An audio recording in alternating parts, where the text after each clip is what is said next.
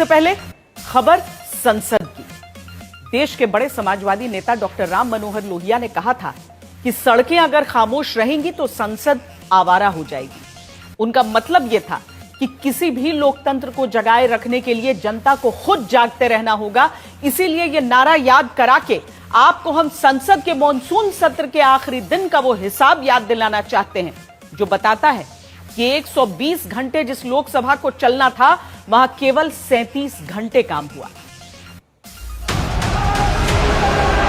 ये गलत तरीका है। सदन की कार्रवाई आज 2 बजे तक के लिए स्थगित की जाती है। सभा की कार्रवाई स्थगित की जाती है। हाउस प्रश्नकाल नहीं चलाने दे रहे। आप नहीं चाहते, नहीं चलाना चाहते आप। 2 बजे तक के लिए स्थगित की जाती है। स्थगित की जाती है। स्थगित की जाती है। सभा की कार्रवाई अनिश्चित काल के लिए स्थगित की जाती है। और स्थगित हो गया संसद का मानसून सत्र भी।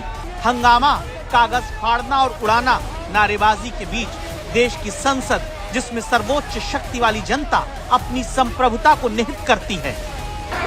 सभा की कार्रवाई अनिश्चित काल के लिए स्थगित की जाती है। इसी के साथ संसद से 1300 किलोमीटर दूर महाराष्ट्र की गढ़चिरौली तक उस संप्रभु जनता का विश्वास भी अनिश्चित काल के लिए स्थगित हो गया जो अपने नुमाइंदों को देश की पार्लियामेंट में भेजकर सोचती है तस्वीर हर छोर तक बदलेगी, लेकिन कैसे? जबकि मानसून सत्र में जनता को पता चलता है कि लोकसभा में जिन सांसदों को 120 घंटे देश हित में चर्चा करने भेजा वो केवल 37 घंटे काम करके लौट रहे हैं। 83 घंटे बर्बाद कर चुके हैं। 31% काम किया, 69% समय मेरी सियासत तेरी सियासत के नाम हंगामे में बहा दिया। और यही तो राज्यसभा में भी हुआ जहां 120 घंटे के काम के नाम पर 47 घंटे काम करके सांसदों ने अपने हित के हंगामे के कारण देश हित के 73 घंटों का नाश कर दिया। 38% काम हुआ, 62% समय का दुरुपयोग हुआ।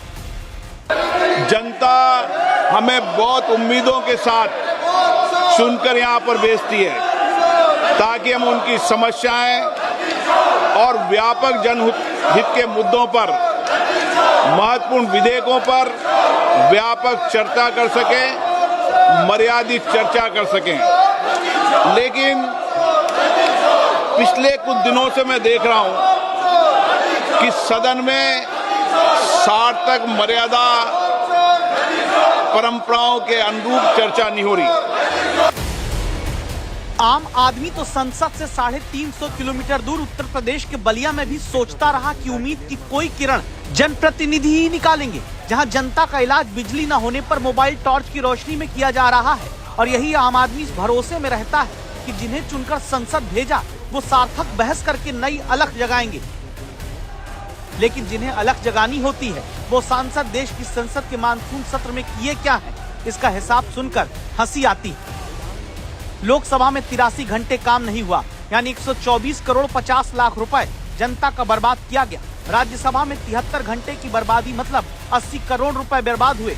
मतलब दोनों सदन मिलाकर 204 करोड़ रुपए से ज्यादा बर्बाद कर दिए गए। जिस तरीके की नारेबाजी हो रही है, जिस तरीके से तख्तियां लेकर माननीय सदस्य आ रहे हैं, नियोजित गतिरोध किया जा रहा है, ये हमारी संसद की परंपराएं नहीं रही है। जिस भाषा का आचरण किया गया, जिस तरीके की नारेबाजी की गई, ये सदन की मर्यादाओं के अनुरूप नहीं है।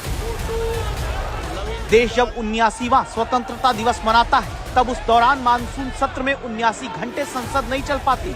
और जिस तरह चलती है उसका हिसाब सुनेंगे तो लगेगा क्या इसीलिए सांसद चुने गए। 24 जुलाई को लोकसभा 12 मिनट चल पाई। 1 अगस्त को लोकसभा 12 मिनट चल पाई। 23 जुलाई को लोकसभा 18 मिनट में स्थगित हो गई। 4 अगस्त को 24 मिनट में सदन लोकसभा का स्थगित करना पड़ा।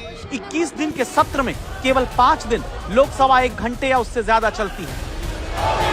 इस सत्र में जिस भाषा का